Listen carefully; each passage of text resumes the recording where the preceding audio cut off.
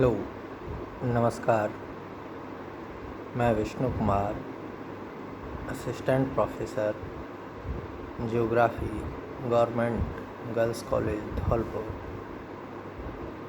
आज हम human geography में human race meaning, definitions and cause of origin का स्टडी करेंगे कि मानव प्रजाति का अर्थ, मानव प्रजाति की परिभाषा और मानव प्रजाति के विकास के कौन कौन से कारण हैं, आज हम उसकी चर्चा करेंगे।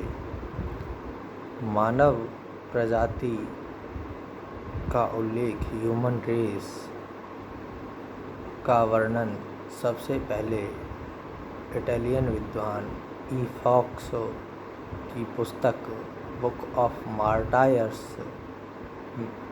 जो कि 1570 में प्रकाशित हुई, में मिलता है। मानव जाति का नृवंश, रेस एक जैविक विचार है। इसका अभिप्राय उस मानव वर्ग से है जो वंशानुक्रम के आधार पर या वंशानुक्रम द्वारा शारीरिक लक्षणों में समानता रखता है। वह एक नस्ल या जन्मजात संबंधों का मानव वर्ग है। मानव प्रजाति के कई वर्ग हैं जिनकी भिन्नता का आधार उनकी शारीरिक बनावट और लक्षण होते हैं। यहाँ पर मानव प्रजाति का अर्थ किसी सामाजिक वर्ग या सांस्कृतिक वर्ग से नहीं है, बल्कि प्राकृतिक नस्ल से है। किसी भी मानव प्रजाति के वर्ग के वंशानुक्रम द्वारा पीढ़ी दर पीढ़ी आगे जारी रहते हैं। विभिन्न भूगोलवेत्ताओं के द्वारा मानव प्रजाति की भिन्न भिन्न परिभाषाएं अपने अपने अनुसार दी गई हैं। पहली परिभाषा प्रमुख भूगोलवेत्ता ग्रिफिथ टेलर के अनुसार मानव प्रजाति नस्ल, ब्रीड, बीज को प्रकट करती है, न कि सभ्यता को, नॉट सिविलाइजेशन। अर्थात मानव प्रजाति एक बायोलॉजिकल ब्रीड, बीज है। यह किसी एक सभ्यता, संस्कृति वाले समूह को प्रकट नहीं करता है। अर्थात इनका मानना है कि एक ही सभ्यता या संस्कृति में विभिन्न प्रकार के मानव नस्ल पाई जा सकती हैं। ऐसा नहीं है कि एक सभ्यता के लोग एक प्रजाति होते हैं, नहीं, ऐसा नहीं। जबकि इनका मानना है कि नस्ल भिन्न भिन्न हो सकती हैं और उन भिन्न भिन्न नस्ल वालों की सभ्यता एक हो सकती है। भिन्न भिन्न सभ्यताओं वाले लोग एक ही नस्ल के भी हो सकते हैं। दूसरे प्रमुख विद्वान विडाल डी ला ब्लास हैं, जो कि मानव भूगोल के संस्थापक भी हैं। इनका मानव प्रजाति का वर्गीकरण मानव शरीर की आकृति और शारीरिक लक्षणों के आधार पर होता है। ह्यूमन रेस की सबसे साइंटिफिक, वैज्ञानिक जो परिभाषा दी है, वो एक जर्मन महत्वपूर्ण विद्वान क्रोवर, यहाँ क्रोवर और कोवर दो अलग अलग विद्वान हैं। कोवर जियोमॉर्फोलॉजी के विद्वान हैं, जबकि क्रोवर ह्यूमन ज्योग्राफी के विद्वान हैं। क्रोवर का मानना है, या क्रोवर के अनुसार, कि मानव प्रजाति एक जैविक संकल्पना है और यह कोई सामाजिक सांस्कृतिक संकल्पना नहीं है। A race is valid biological concept. It is a group united by heredity. A breed or genetic strain are subspecies. It is not a valid sociocultural concept. इसी प्रकार मानव प्रजाति का वर्गीकरण करने वाले एक महत्वपूर्ण विद्वान हेडन हैं। इनके अनुसार मानव प्रजाति एक जैविक नस्ल है जिसके प्राकृतिक लक्षणों का योग दूसरी प्रजाति के प्राकृतिक लक्षणों के योग से भिन्न होता है। ये प्राकृतिक लक्षण पीढ़ी दर पीढ़ी संक्रमित होते रहते हैं, आगे की ओर अगली आने वाली पीढ़ियों में स्थानांतरित होते रहते हैं। इन उपयुक्त विचारधाराओं के आधार पर यह स्पष्ट रूप से समझ में आता है कि मानव प्रजाति विभिन्न शारीरिक लक्षणों का योग होती है जो किसी अन्य मानव समूह से भिन्न होते हैं। उदाहरण के तौर पर अंग्रेज और भारतीय। अंग्रेज एक अलग मानव प्रजाति है और भारतीय एक अलग मानव प्रजाति है। अगर हिंदुस्तान में एक साथ भारतीय और अंग्रेज दोनों रहते हैं तो कालांतर में उन दोनों की सभ्यता एक हो जाती है। तो हम यह नहीं कह सकते कि एक सभ्यता के जो लोग हैं वो अलग अलग प्रजाति के नहीं हो सकते, या अलग अलग प्रजातियों के द्वारा एक किसी सभ्यता का निर्माण नहीं हो सकता।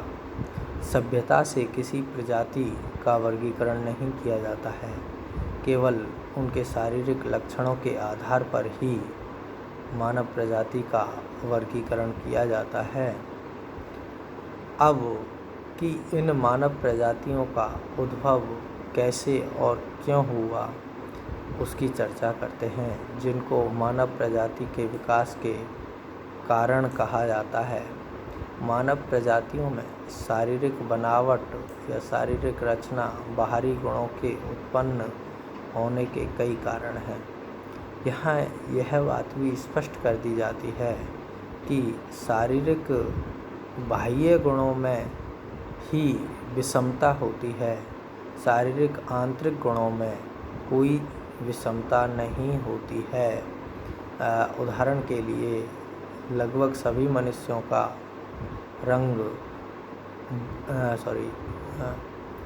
रक्त का रंग लाल होता है,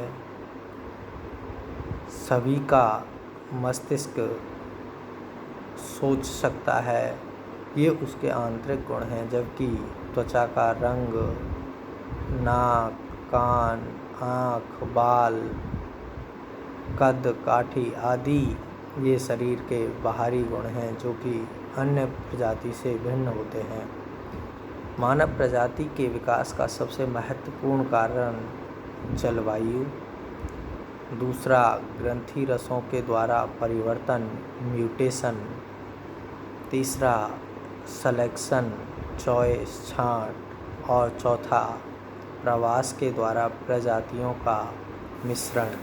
इन चारों ही कारणों के या कारकों के द्वारा मानव प्रजातियों का विकास होता है। इनमें सबसे महत्वपूर्ण जो कारण है वह है जलवायु परिवर्तन। मानव प्रजातियों का विकास प्राचीन युग में तब हुआ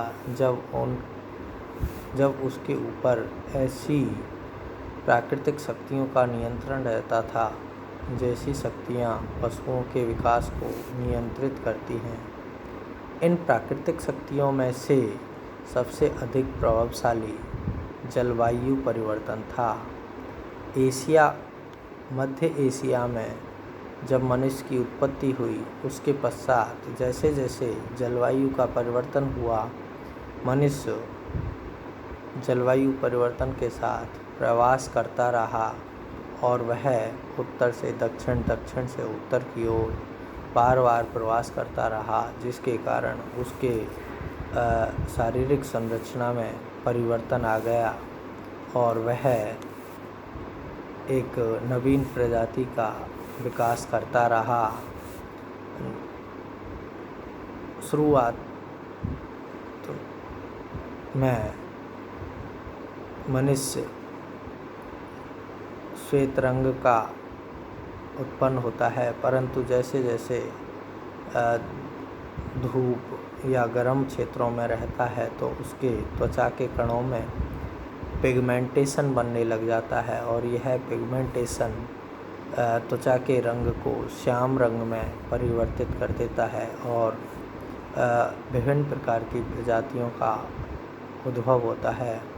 उष्णकटिबंधीय क्षेत्रों में नीग्रोइड, नीग्रो, ऑस्ट्रेलाइड प्रजातियों का विकास हुआ, जबकि समशीतोष्ण कटिबंधीय क्षेत्रों में भूमध्य सागरीय, अल्पाइन, मंगोलाइड प्रजातियों का विकास हुआ। इस प्रकार जलवायु परिवर्तन सबसे प्रमुख कारक है प्रजाति के विकास का।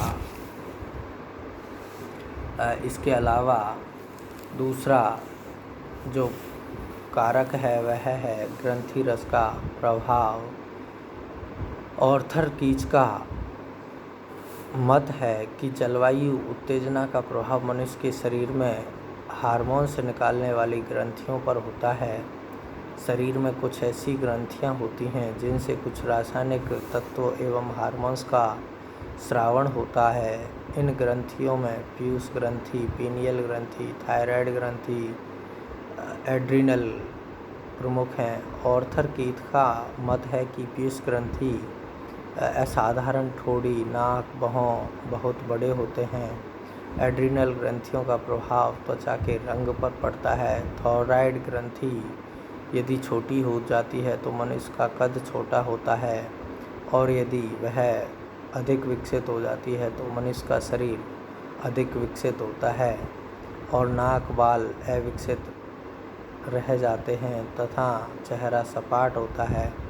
तो जलवायु परिवर्तन एवं ग्रंथि रसों के परिवर्तन के आधार पर शारीरिक संरचना में भी परिवर्तन होता है। इसी प्रकार छांट एवं जैविक परिवर्तन है।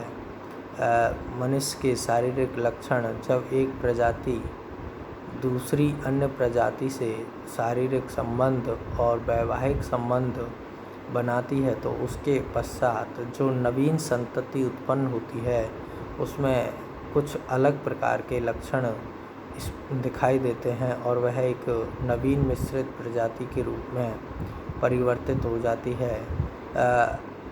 मीजो